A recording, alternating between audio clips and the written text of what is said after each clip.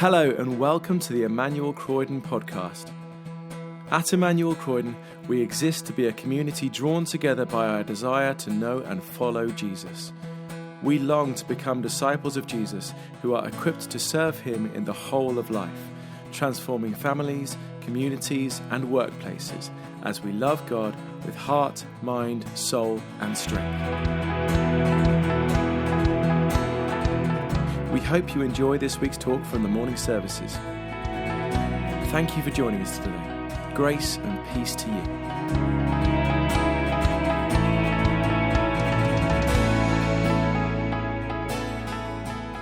Hello, and welcome to this reflection together for Palm Sunday. I'm Clive, and in normal times this would be a sermon at Emmanuel. But things aren't normal, hence our recorded worship and this separate talk. You may be busy doing any of 1,000 things as you listen, but Gareth's kindly going to read some Bible passages for us, so you might find it helpful to have a Bible to hand or online.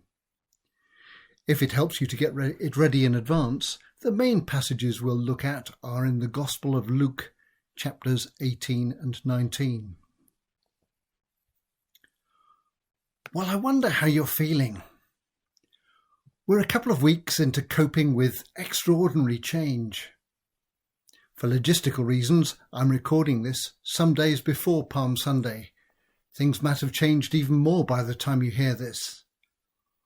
For some, those who work in health, food production, delivery, many other activities, work has become intense, hectic, unremitting, dangerous even. Many have had to change how we do things, working from home, looking after children, teaching children, shopping, caring, living very close to others in our households. For most, there's huge uncertainty about health, unemployment, income, businesses. And we're all having to face the challenge of going outside as little as possible, keeping our distance, missing people. A couple of weeks so far and many to go. The pandemic may bring some benefits, like cleaner air and less commuting, but most of us will be feeling in some way confused, frightened, restless, trapped, uncertain, adrift. Will the coronavirus make us rethink what's really important to us? How should society be shaped and organised?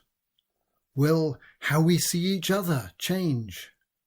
What will be the effects on our children, our grandchildren?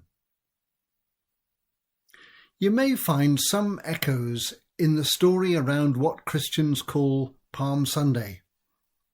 Palm Sunday is the beginning of Holy Week, the week before Easter, and we see Jesus and his followers about to enter Jerusalem. For Jesus, it's the end of a long journey.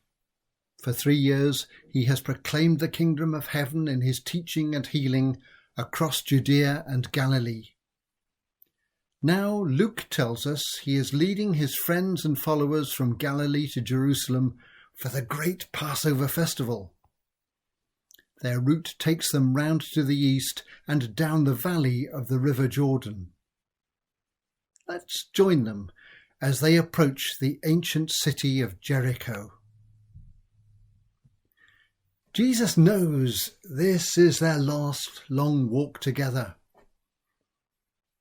What's he thinking? I guess the river must be a help. It's where his cousin baptized him, and he heard a voice say, "You are my beloved son." Does he look up at the hills and remember the wilderness 3 years before? Does he wonder again, was I right to chase those voices away?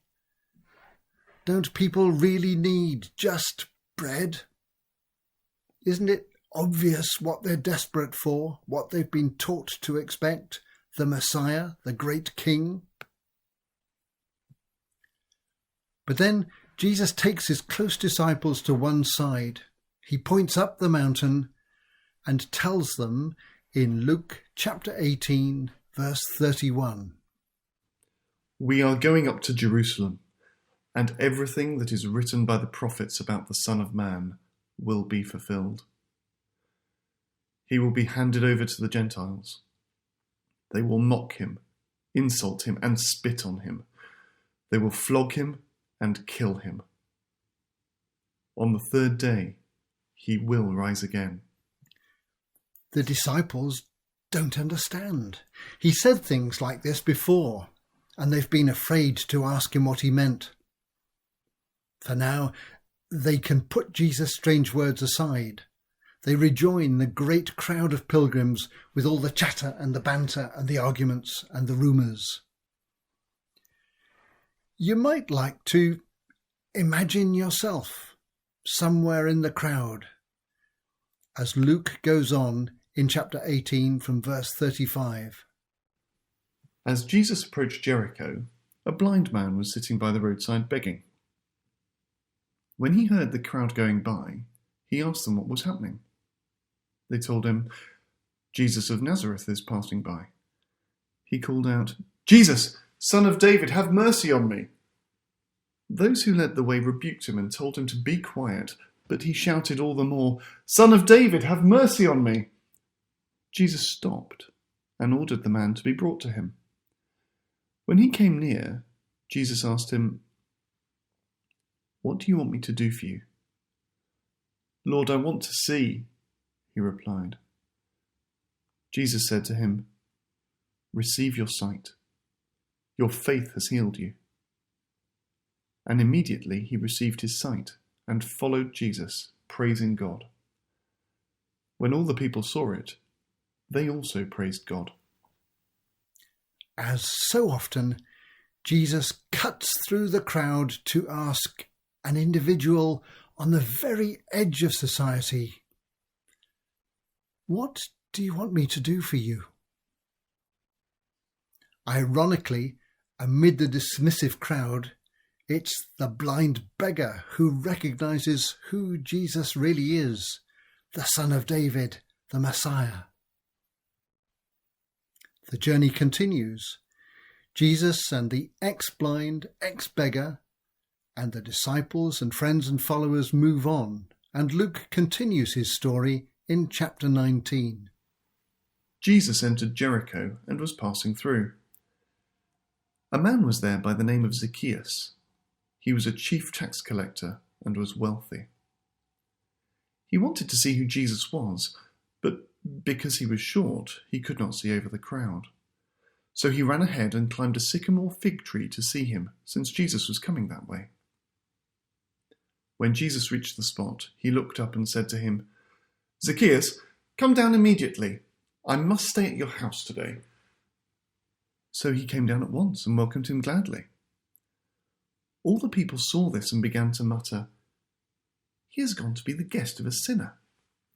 But Zacchaeus stood up and said to the Lord, "Look, Lord, here and now I give half of my possessions to the poor, and if I have cheated anybody out of anything, I will pay back 4 times the amount."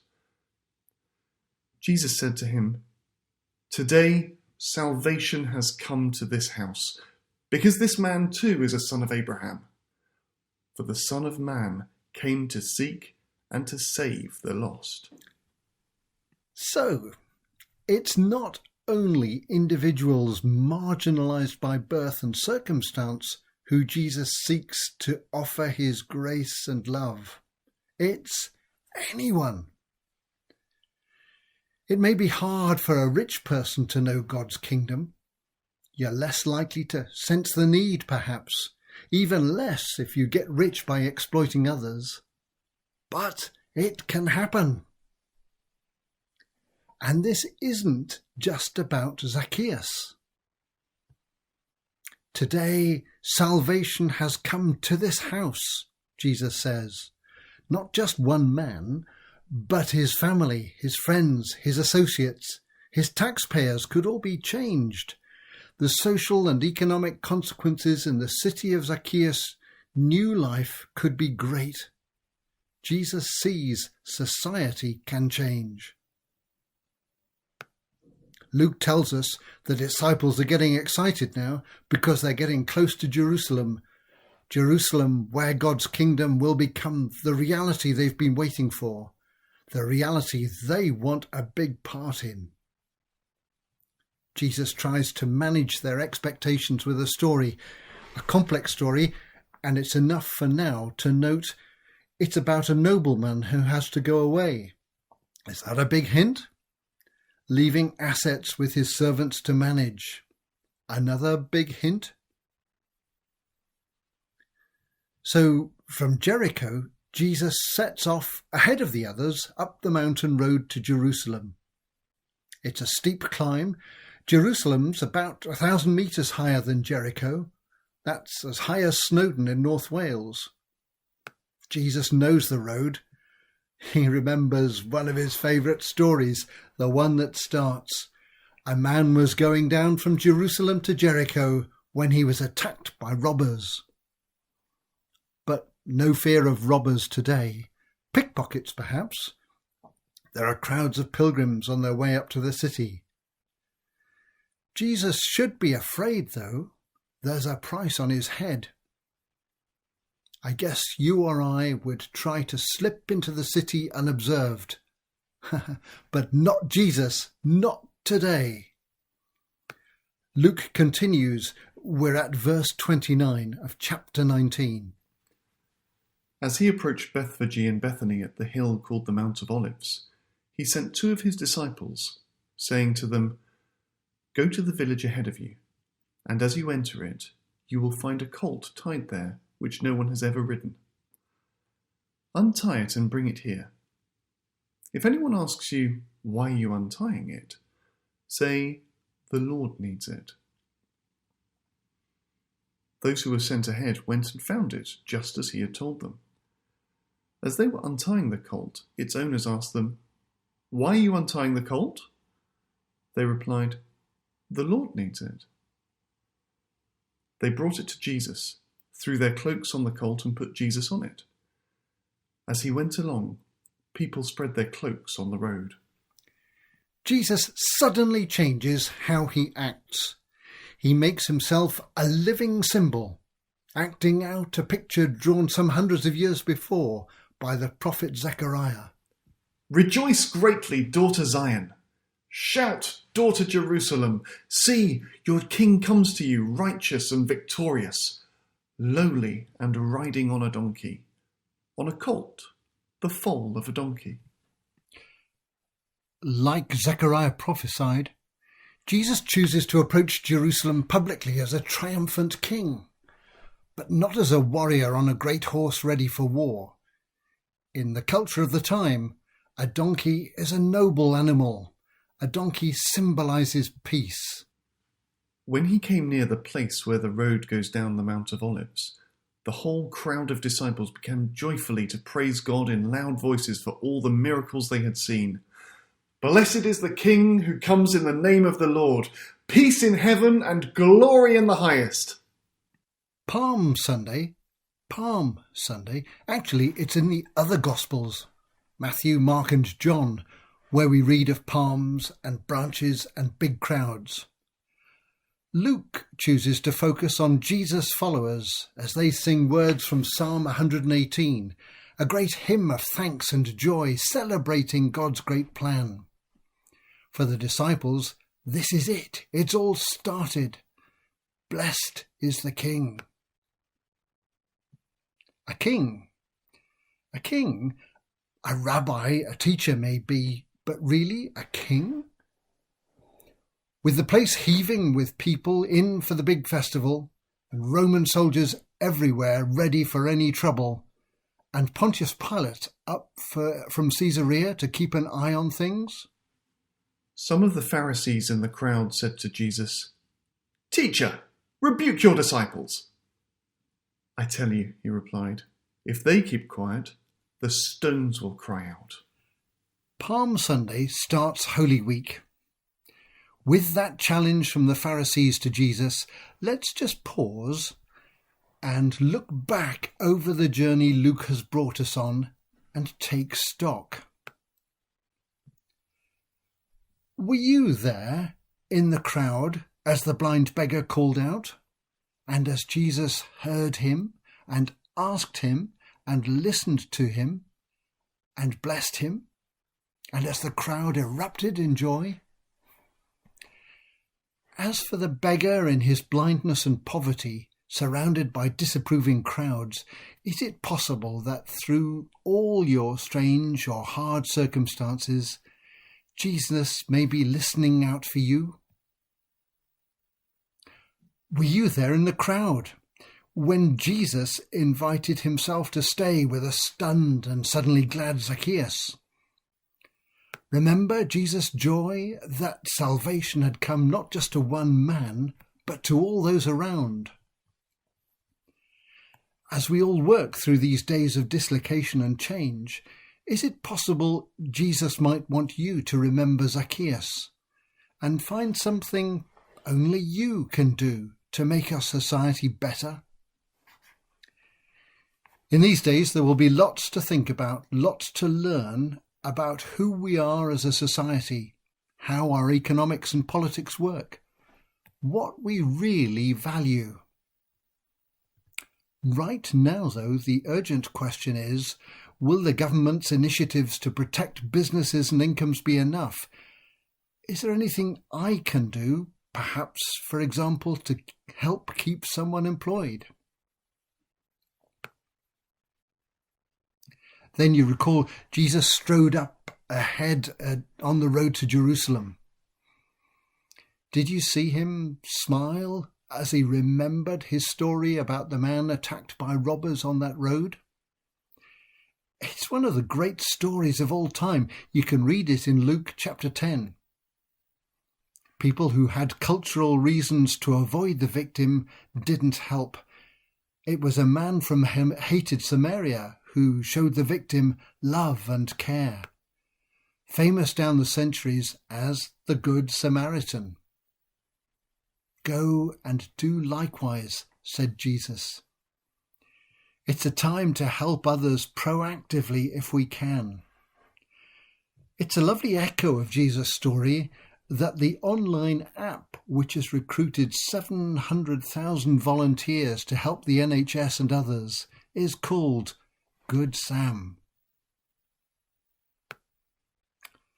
Then, were you there when Jesus started down the Mount of Olives, as the delighted crowds thought this was the Messiah they wanted?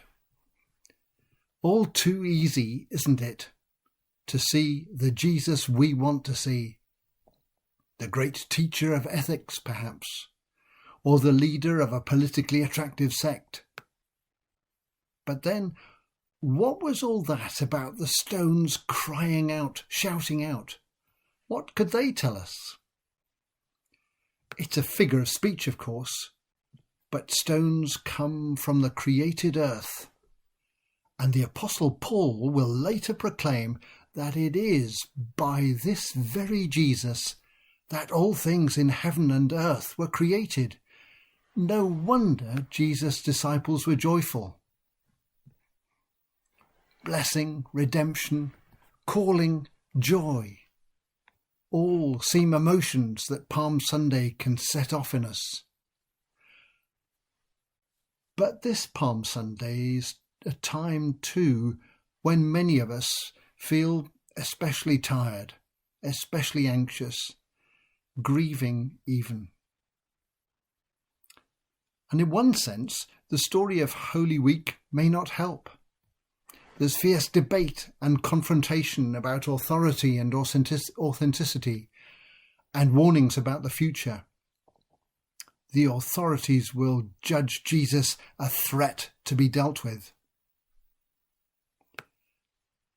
But in the tiredness and anxiety of these days, perhaps with a cup of tea, a glass of wine, maybe water. Jesus could do wonderful things with water. We might like to remember him steadfast in his love for us, steadfast wherever that might take him. And we might like to look ahead to Thursday evening, to Jesus celebrating the Passover meal with his friends. For them it will be a glass of wine and some bread too. And as he waits for night and the authorities to come and arrest him, he will say, I am among you as one who serves. Peace I leave with you, my peace I give you. I do not give to you as the world gives. Do not let your hearts be troubled. Do not be afraid. Whatever the challenge is, may this Holy Week draw us closer to Jesus. May we know his peace. And may the days ahead point us to new resources to cope, new life, new values, new strength, new desires, new opportunities, new friendship with God, friendship with others, new flourishing. Amen.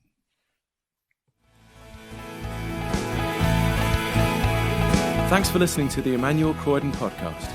For more information about our church and everything we have going on, visit our website, emmanuelcroydon.org.uk. You can also follow us on Facebook, Twitter and Instagram to see and hear what's going on in the life of our church.